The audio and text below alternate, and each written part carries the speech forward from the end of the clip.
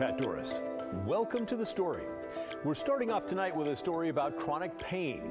The CDC estimates 51 million people have pain last 3 months or longer. That's like 1 in 6 Americans, so I know it includes a good number of you who are watching. But our story is one of hope tonight, of a promising treatment that has helped many. And that is our big story tonight.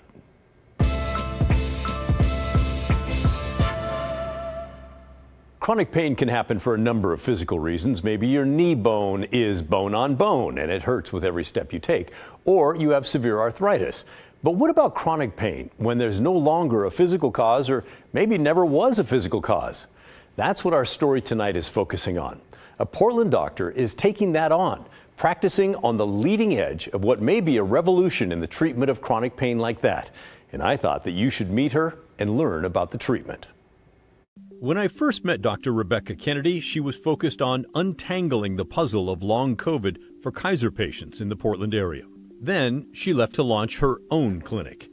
Now she is out on her own, and she's helping patients like Deborah Thomas figure out what's going on with her body, and more importantly, her brain. So you had this incredibly profound fatigue, you had brain fog, vision changes, skin changes, digestive changes, sleep changes. And breathing. And for me, the worst was feeling like I'd lost my mind, because I can put up with a lot if I get to think about it. Yeah. But I couldn't think clearly. Deborah is 75 years old and before COVID, healthy and active. She lives in the Portland area. We met her as she had a checkup with Dr. Kennedy. They agreed to let us record it. Deborah got COVID in 2020. It developed into long COVID, and soon Deborah felt close to death. She said she could barely take 3 steps, had severe brain fog, and several other problems, including a rash that suddenly appeared and lasted for a year. Now, with Dr. Kennedy's help, she says, those symptoms are gone. And I don't feel sick anymore. I think the biggest change was after 3 weeks or so of thinking the way you were teaching me to think. I found myself again. I didn't feel like an old woman lying in a bed. I felt like who I was before. And that personality, I guess, came back, but it had gone. So that, to me, was the most important thing. I didn't feel dead anymore. The story is similar for James Hernandez. He got sick from COVID in December of 2021, then recovered and thought the worst was behind him. Things were going good in life, and all of a sudden I started waking up in the morning, and I would be there and I would be like, it was a sigh of, how am I going to get out of bed? You know, and I'm in my 50s, so I was like, I'm just getting old, get up. And I kept doing that over and over and over again until it got so bad, headaches every day, brain fog, fatigue. And I'm sitting in the chair and I'm just like, I want to die. He says he seriously considered suicide. But now, thanks to Dr. Kennedy's help, he says he feels much better and can return to playing guitar and singing in church. Well, hopefully you'll get back to that. I'm back. You are back. Oh, yeah. So what's the secret? How is Dr. Kennedy helping her patients? First, she makes sure they've had extensive tests to rule out any physical cause for their symptoms and that they are eating well and sleeping well and exercising if they can. Then she looks to the brain, specifically the unconscious part that keeps our heart beating, lungs breathing, and so much more. She's learned that in some patients, that part of the brain is misfiring, interpreting safe signals coming in from the body as danger. And when the brain interprets it as danger, it then sends the warning signals down, which is a biochemical response. So it then tells the body what to do as if it's in danger, trying to protect it, and then creates all these biochemical changes. And the brain is so powerful, it can cause real pain, real swelling, real problems for the body. Once Dr. Kennedy figures out that's the cause of her patients' problems, she can help them unwind it all with several techniques, including something called pain reprocessing therapy. So if we can get to the root of the problem of the hypervigilant brain, understand that it's about the nervous system rather than about damage in the body, we can help to dial down the nervous system in the brain. It's a treatment that's being used around the country. In Los Angeles, Alan Gordon runs the Pain Psychology Center and has used pain reprocessing for the past decade. Pain is a danger signal. If you put your hand on a hot stove, the pain is your brain's way of letting you know that you need to move your hand so that you don't cause more damage. But sometimes the brain can make a mistake. It could interpret danger where there is none and generate pain even when there's no injury. And this is what we call neuroplastic pain. And more studies are actually finding that most forms of chronic pain are not actually caused by structural problems in the body, but are neuroplastic. Gordon has at least one study to prove it, his own. He and two other researchers published the findings of an experiment they did in the American Medical Association's JAMA Psychiatry Journal. They took 151 adults with chronic back pain that had lasted roughly 10 years, then split them into groups at random and took them through different therapies for their pain over a 4-week period.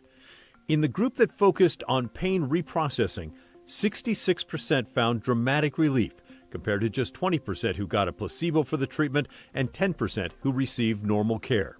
A year later, the results still held up, with the pain reprocessing group still feeling the most relief. What pain reprocessing therapy does is it essentially teaches the brain to correctly interpret the signals that are coming from the body, which deactivates the pain. And here's another study published in the summer of 2023 that found pain reprocessing therapy that teaches patients the source of pain is inaccurate signals from the brain actually reduced their pain.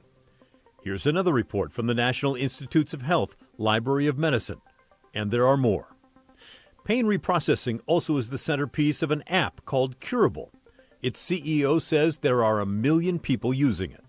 The therapy is also being used by doctors outside of America. This clinic is in England.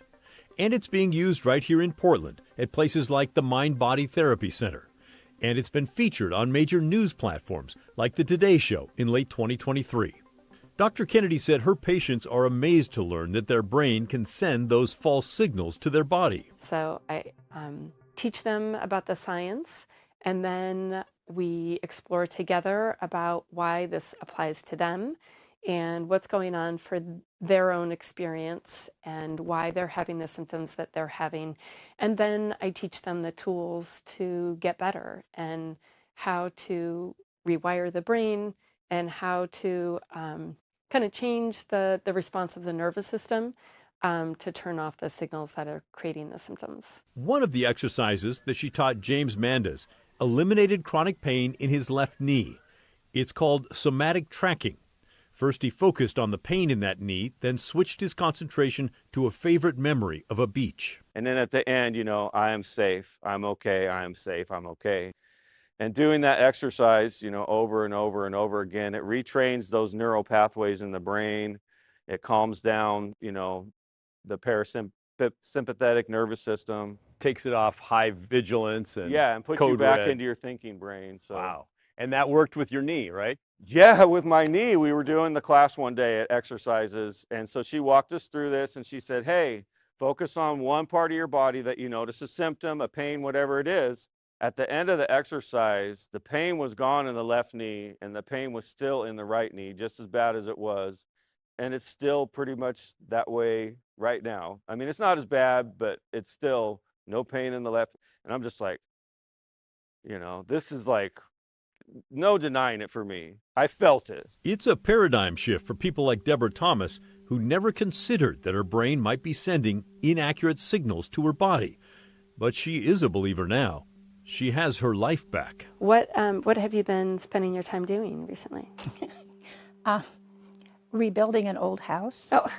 And fixing the ceilings with plaster. And, Oh, geez. Wow. Chasing a 2-year-old. Wow. Dr. Kennedy believes the treatment will continue to grow as word about it spreads far and wide. With the huge paradigm shift, it takes time to get it in there. But I am the only physician in this area. However, there's physicians and therapists all over the world that have been doing this for the last several decades. I've actually just been doing it for a few years. So there's many, many people who have been doing this for a long time and doing studies on it. And these are very mainstream doctors and therapists who are doing this work.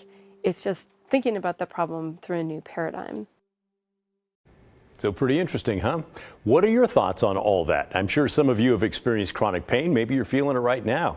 Have you tried pain reprocessing or neuroplastic healing? Do you trust the idea? Let us know what you think, will you? Our email is thestory@kgw.com, or call and leave a voicemail. The number is 503-226-5090. Coming up next on The Story, Fred Meyer workers return to work today after a week on strike, why the union is calling it a win despite no deal being reached, and we'll share some of your thoughts on unions here at home and across the country. That's when The Story returns.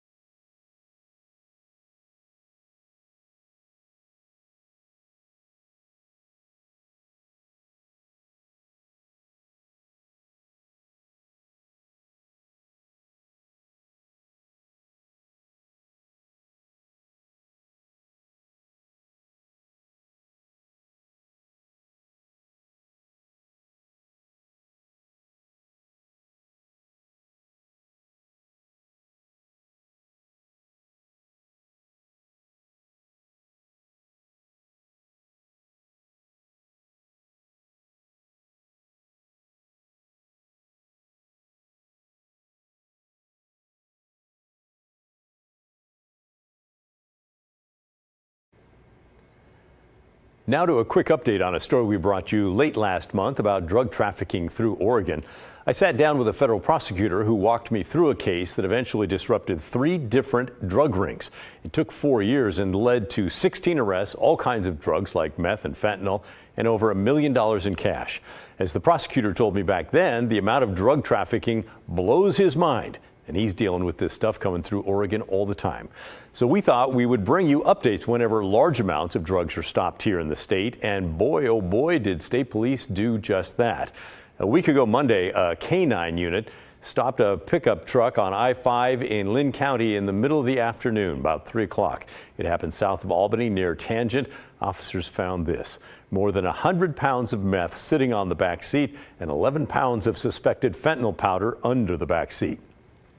2 40-year-olds from North Las Vegas, Nevada were arrested.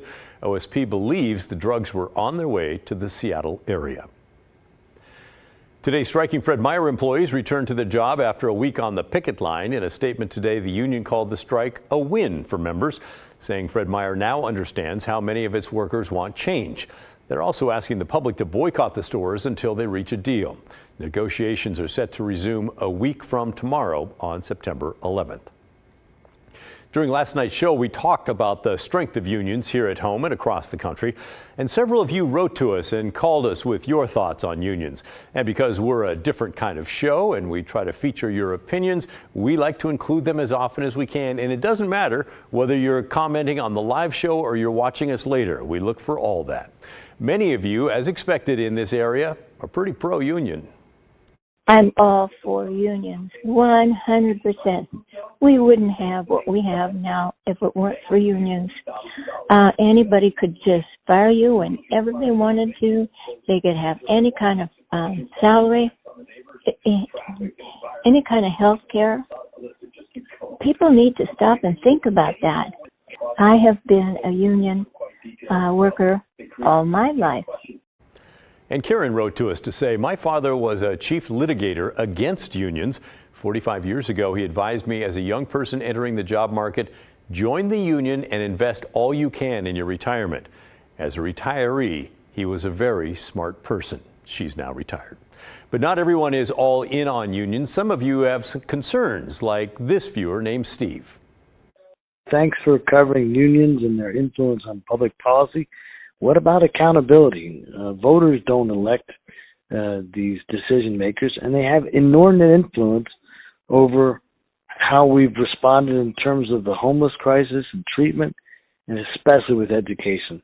I'm really discouraged that none of the lawmakers that we've elected have taken a tougher stance to demand accountability. And Greg wrote to us to say, the only issue I have is with public unions. They are organizing against taxpayers. The people that they negotiate with are politicians. They aren't arguing against companies keeping too much profit. And we'll end on this from a viewer who signed their email GY. I am the product of two parents that belong to unions. I believe the union's strength at that time was instrumental in living a medium-income family life. I'm also a non-union manager that has experienced that opposite grievance process that protected the incompetent and lazy and very dangerous union employee. They went on, conclusion, the union is necessary to counterbalance the greedy corporation culture despite the negative support of the idiots. Thanks for your comments, everybody. Still ahead on the story. A 17-year-old who has a passion for art and a desire to be represented brings hope to patients at a local children's hospital, and his resume doesn't stop there. His art has been featured by the Trailblazers, the Mariners, and more. Laurel Porter introduces us when the story returns.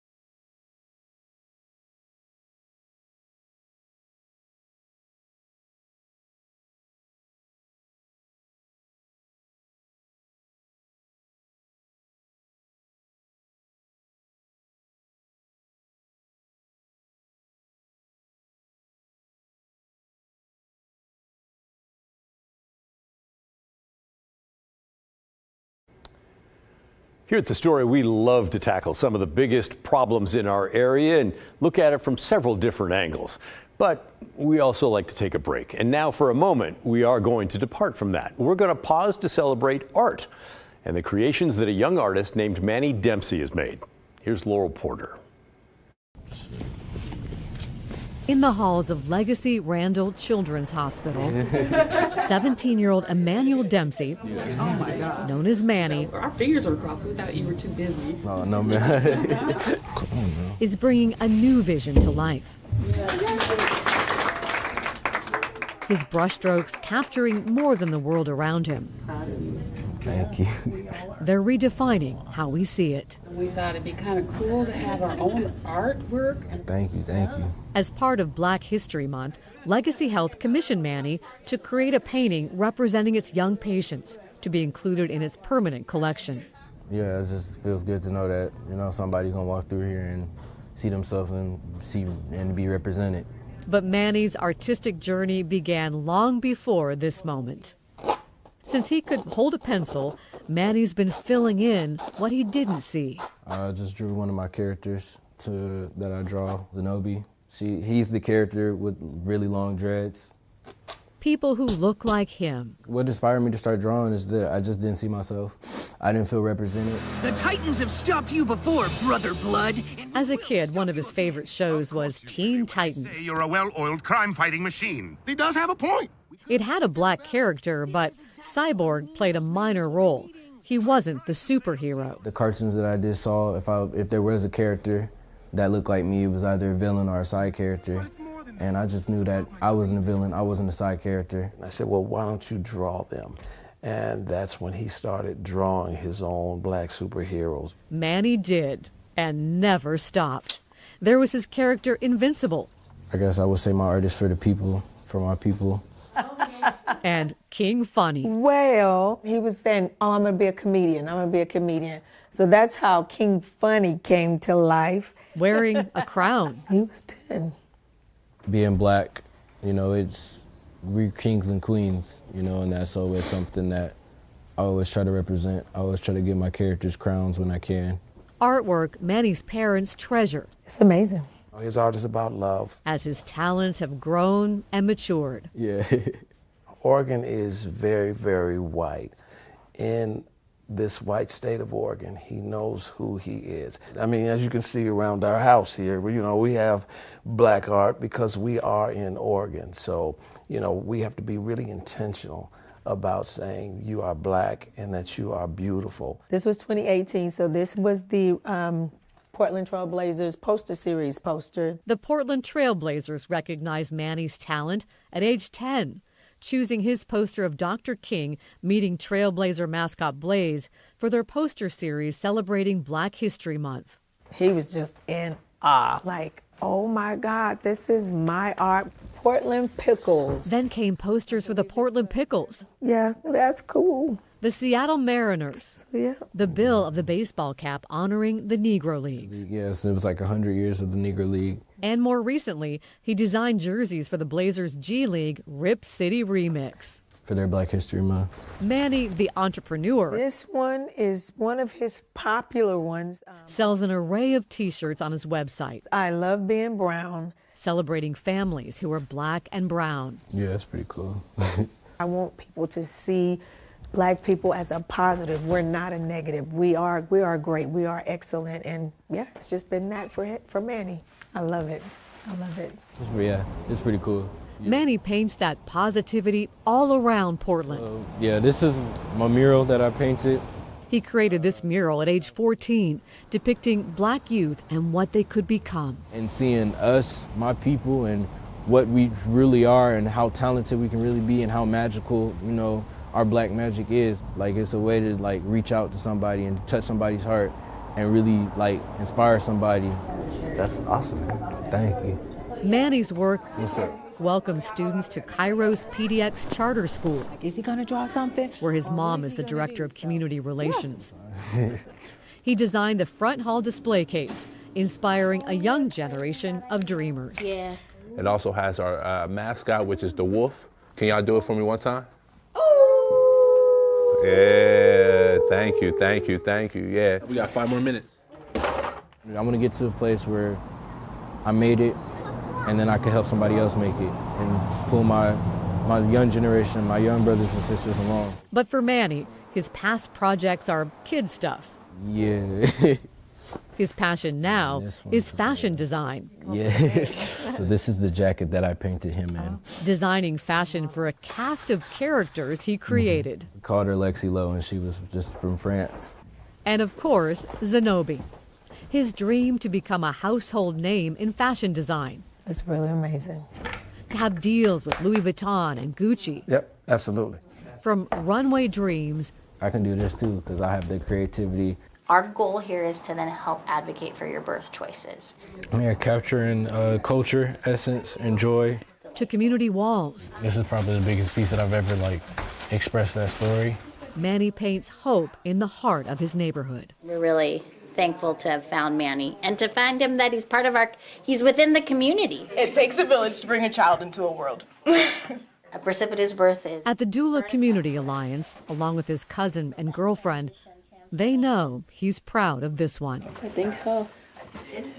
Yeah, you should be at least. Manny brings new life to the walls, mirroring the center's mission of nurturing beginnings. I was raised around love, born around love. So it's kind of circling it somewhere on the character. Emmanuel Manny Dempsey. I'm just happy to get my art, somewhere and tell that story. Leaving his mark on art that represents and celebrates the beauty in us all. I mean, it's all for them. Let's do another one. Yeah. That's Laurel Porter reporting. Congratulations, Manny. What a talent. Manny is a senior at De La Salle High School and plans to go to the historically black college Morehouse in Atlanta next fall to study fashion design. That's the end of our show. Thanks so much for watching. And remember the story, our collective story, that never ends. The good stuff's coming your way next, and I'll see you right back here tomorrow night at 6:30.